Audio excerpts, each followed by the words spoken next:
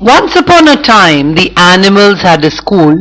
They had 4 subjects: running, climbing, flying, and swimming. And all animals took all subjects. The duck was good at swimming, better than the teacher, in fact. He made passing grades in running and flying, but he was almost hopeless in climbing. So they made him drop swimming to practice more climbing.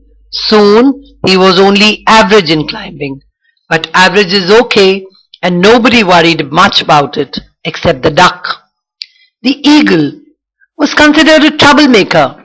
In his climbing class, he beat everybody to the top of the tree, but he had his own way of getting there, which was against the rules. He always had to stay after school and write "cheating is wrong" 500 times. This kept him from soaring, which he loved, but schoolwork comes first. The bear flunked because they said he was lazy, especially in winter. His best time was summer, but school wasn't open then. The penguin never went to school because he couldn't leave home, and they wouldn't start a school out where he lived. The zebra played hooky a lot because the ponies made fun of his stripes, and this made him very sad. The kangaroos started out at the top of the running class, but got discouraged trying to run on all 4s like the other kids. The fish quit school because he was bored. To him all 4 subjects were the same, but nobody understood that. They'd never seen a fish. The squirrel got A's in climbing, but his flying teacher made him start from the ground up instead of the treetop down. His legs got so sore practicing takeoffs that he began getting C's and D's in running. But the biggest problem was the bee, so the teacher sent him to Dr. Owl for testing. Dr. Owl said that the bee's wings were just too small for flying. Besides, they were in the wrong place. But the bee never saw Dr. Owl's report, so he just went ahead and flew anyway.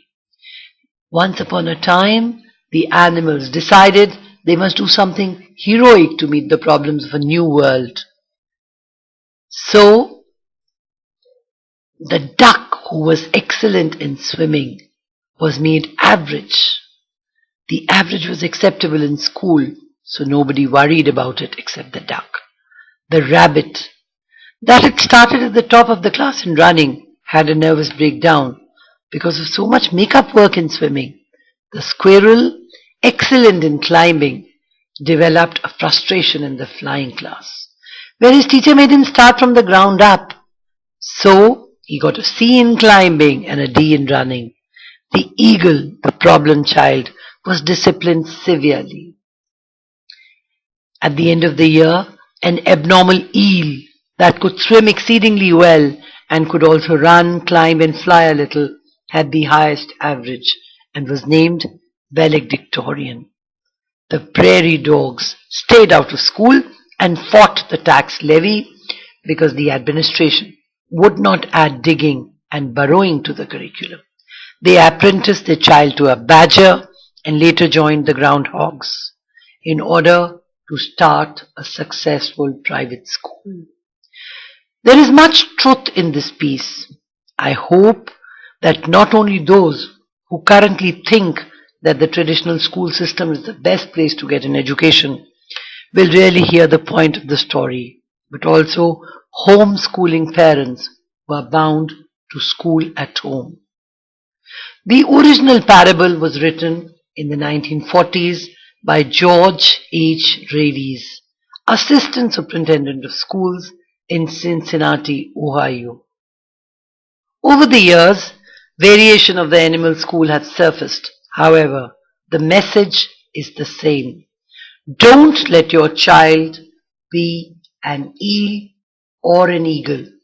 Thank you.